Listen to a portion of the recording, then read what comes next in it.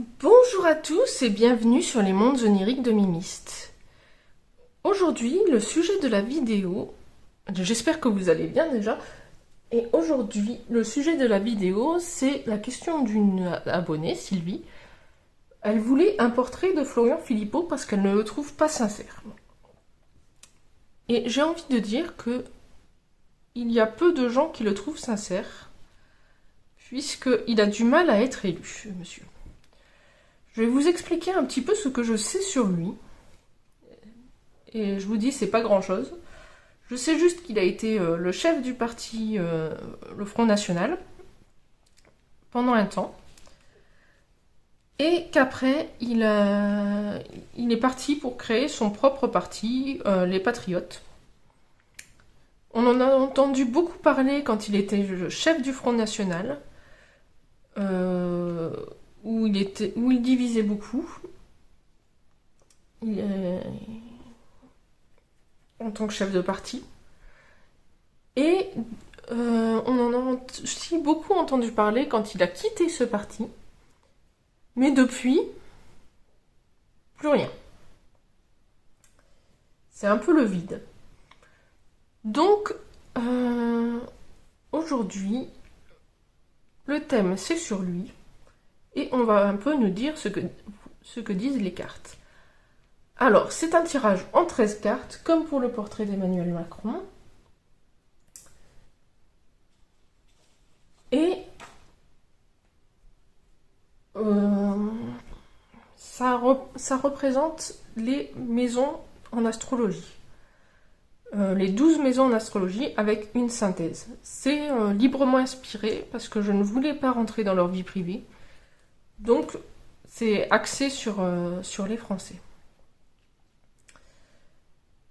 Voilà. Donc, on va commencer avec la première carte qui représente l'image que les Français ont de lui.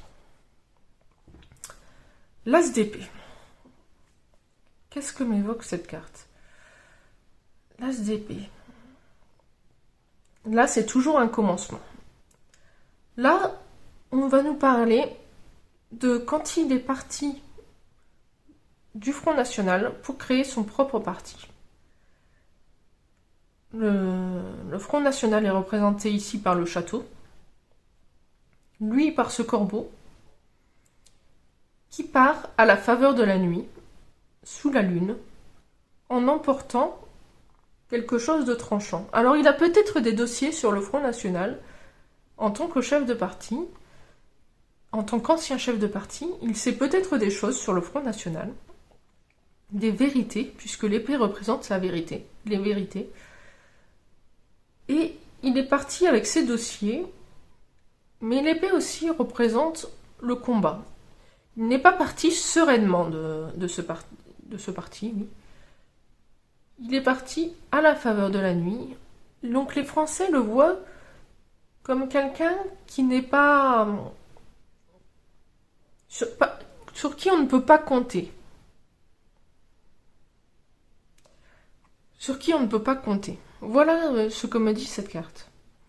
Et c'est étrange parce que il me semble que c'est à peu près à la même période, mais il faudrait que je vérifie les cartes, que Monsieur Macron a quitté le parti de son mentor François Hollande pour créer son propre parti. Et lui, on n'a pas eu cette idée de...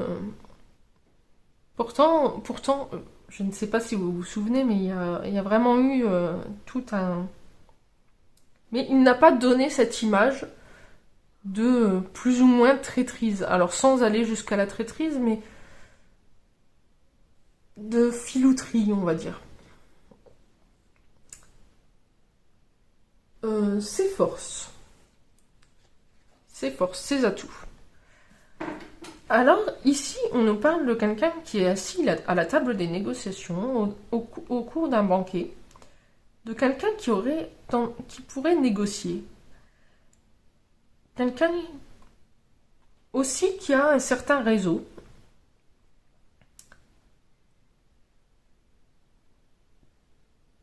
qui est à table en train de négocier et qui, ici, cette demoiselle fait un selfie. Elle se montre, elle montre qu'elle a du réseau, elle montre que... Donc ses atouts, pour moi, ce serait de la négociation. Ce serait son image et la négociation. Comment elle utilise son image, comment il utilise son image, pardon, et comment il sait négocier, comment il sait vendre. J'ai presque envie de dire vendre ses idées.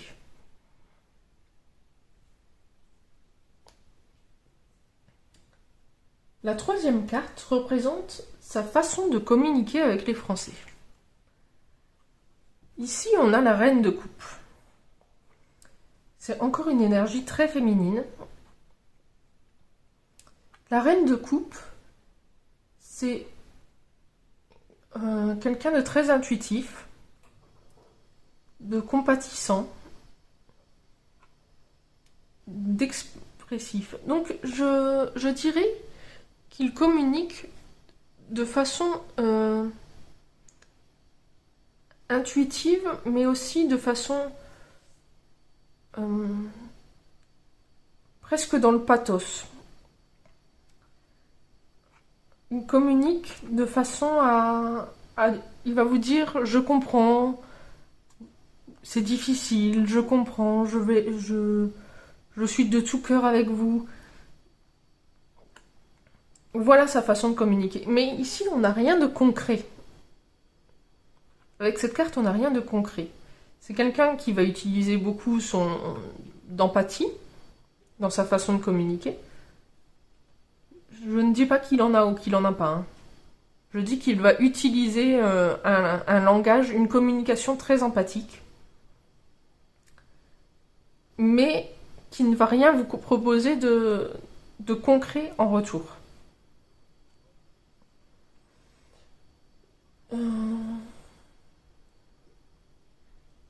L'influence de ses proches. Alors ici, on a quelqu'un qui jongle entre deux... C'est compliqué ici. L'influence de ses proches, on dirait presque qu'il a des dettes. Et qu'il jongle entre pas ses ambitions, mais ses projets, et ce qu'on lui impose avec ses dettes qu'il a et avec l'argent qui lui manque. Il compose avec tout ça et vous voyez, il s'en mêle un petit peu les pinceaux. Il n'arrive pas à jongler avec tout ça. Donc l'influence de ses proches, c'est presque une entrave pour lui. Vous voyez, il y a des gros lots qui sonnent de toutes parts. Des injonctions contradictoires ici. Des gens qui lui demandent des choses. Il essaie de satisfaire tout le monde, mais il n'y arrive pas. Voilà pour l'influence de ses proches. Ensuite, la cinquième carte va nous parler de sa capacité à innover. Sa capacité à trouver des solutions aux problèmes de la France. Alors là, on a quelqu'un qui se gave d'argent.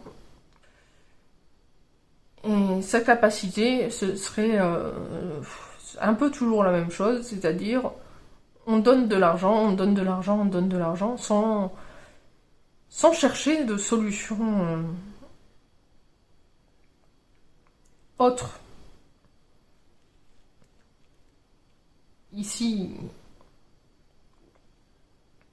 on subventionne, on donne de l'argent, mais pas vraiment de solution. Mais comme je vous le disais là, on est compatissant, mais on n'a pas vraiment de solution.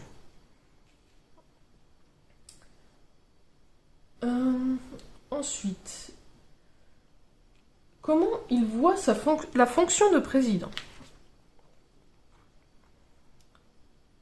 Alors, avec le 6 de bâton,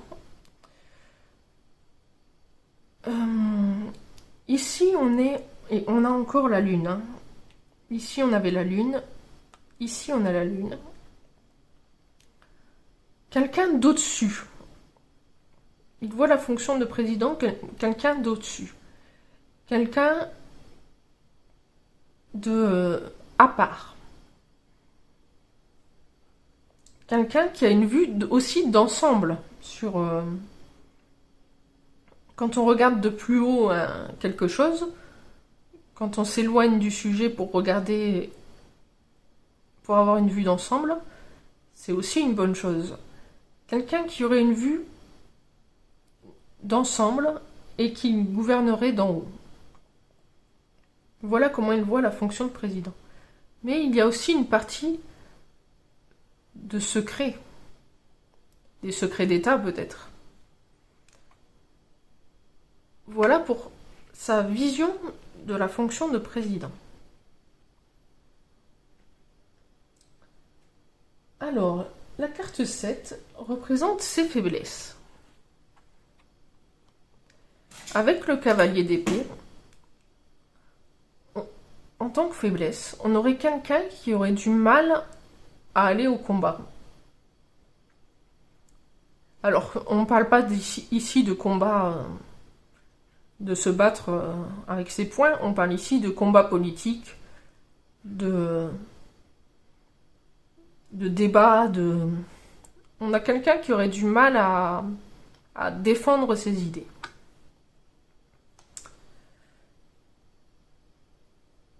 En 8, ses difficultés. Ces difficultés avec le fou, on a quelqu'un qui est acclamé par la foule ici. Et comme c'est sur la place des difficultés, avec son bagage, donc ici ça représente ses idées, hein, il a du mal à rassembler autour de lui. Il a du mal à créer des opportunités. Il a du mal aussi avec les médias, puisqu'il n'est plus du tout vu dans les médias. Il a un problème de visibilité.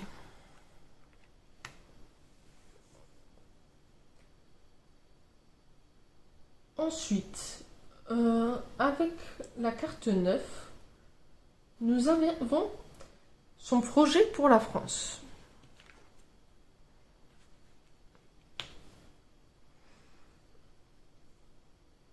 Le 7 de bâton. Ici, on a quelqu'un qui s'enfuit. Alors...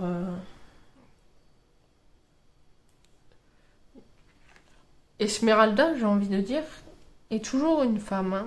Ici, on a un homme. Ici, on a un homme. Une femme qui s'enfuit avec une oie ou une poule et qui est pourchassée.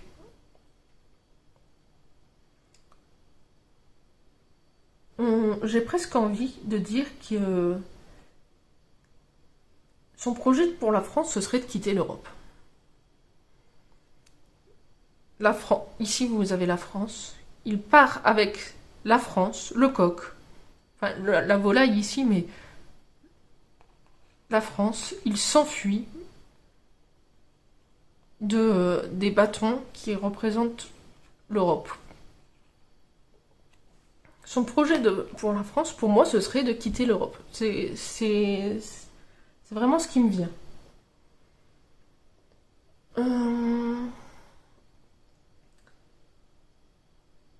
En carte 10, nous avons ses ambitions personnelles. Alors cette carte, elle parle d'elle-même. Son ambition, c'est de devenir le président de la République, le souverain. Le souverain.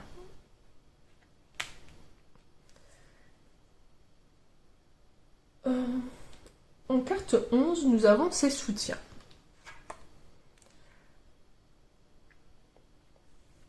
Le cavalier de coupe.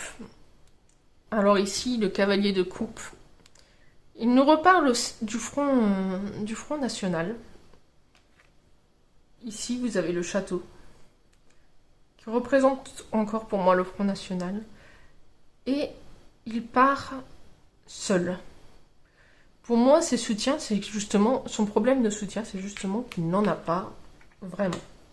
Alors, il a des gens qui adhèrent à ses idées, bien sûr. D'ailleurs, il est parti avec la lyre pour chanter la sérénade, et la coupe pour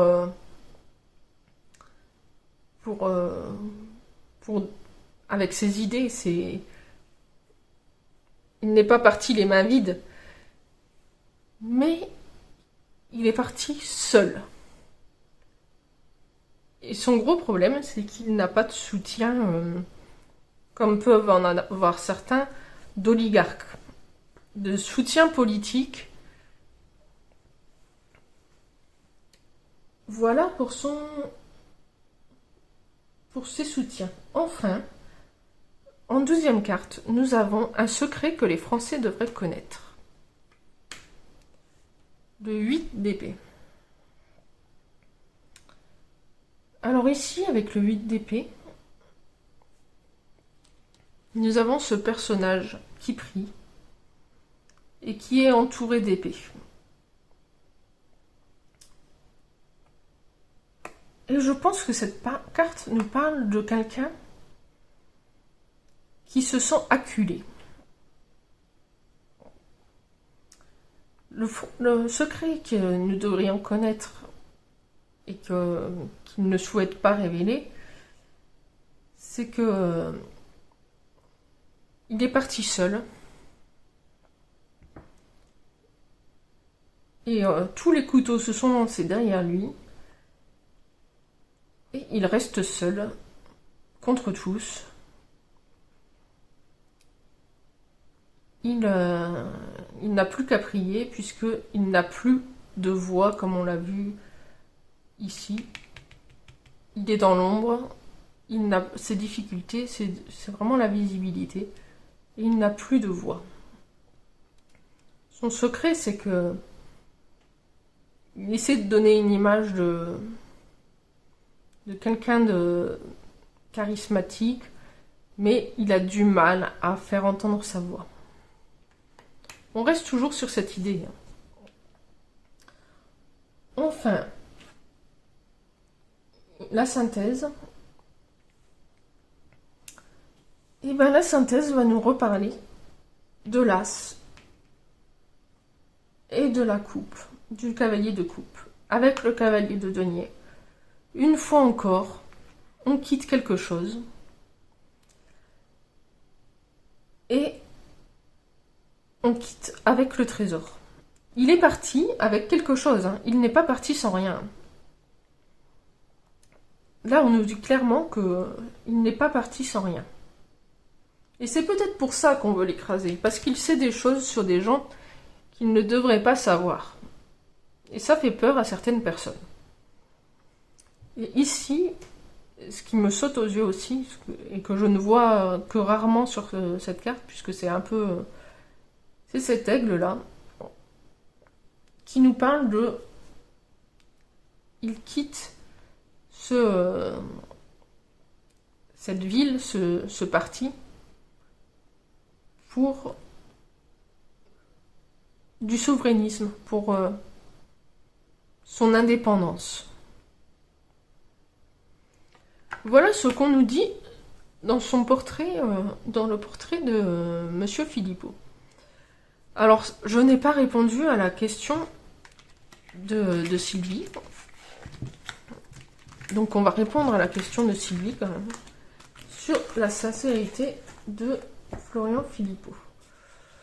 J'ai envie d'utiliser l'oracle du subconscient.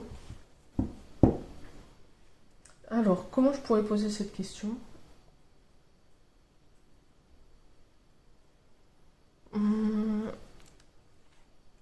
Florian Philippot. Du coup, est-il sincère? Que peut-on nous dire sur la sincérité de Florian Philippot par rapport aux Français?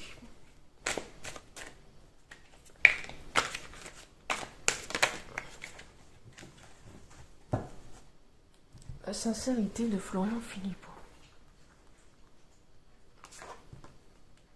La ville. La montagne. La clé. Et le balai. Alors la ville, on vient de le voir hein, dans la dernière carte. Son ancien parti. Depuis qu'il a quitté son ancien parti, il éprouve beaucoup de difficultés. La clé, mais c'est la clé pour lui pour balayer. Alors balayer, faire le ménage, avoir ses propres idées, avoir son... ne pas obéir à... Et oui, là on a le désert.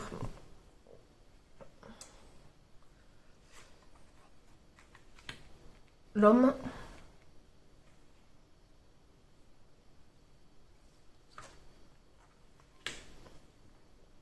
Le cimetière. Le cimetière pour ses idées. Hein. Alors on ne me répond pas à sa question sur sa sincérité. Les vautours. Ouais.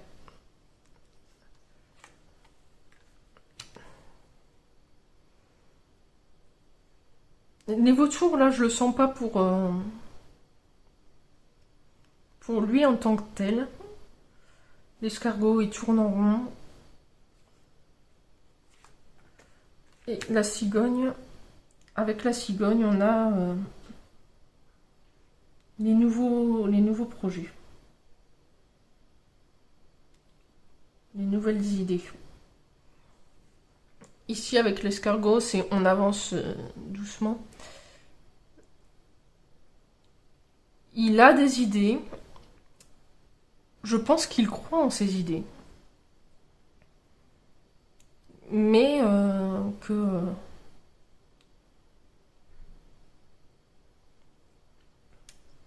les vautours l'empêchent de les donner. Alors je pense qu'il est sincère dans ses idées. Après, il a ses propres ambitions. Ses ambitions personnelles. Et il les met plus ou moins en accord avec ses idées. Je ne vois pas vraiment quelqu'un d'insincère dans ses idées ici. Et je vois vraiment que ses idées, elles sont là. Hein. Il se fait pas entendre, ce monsieur. Hein.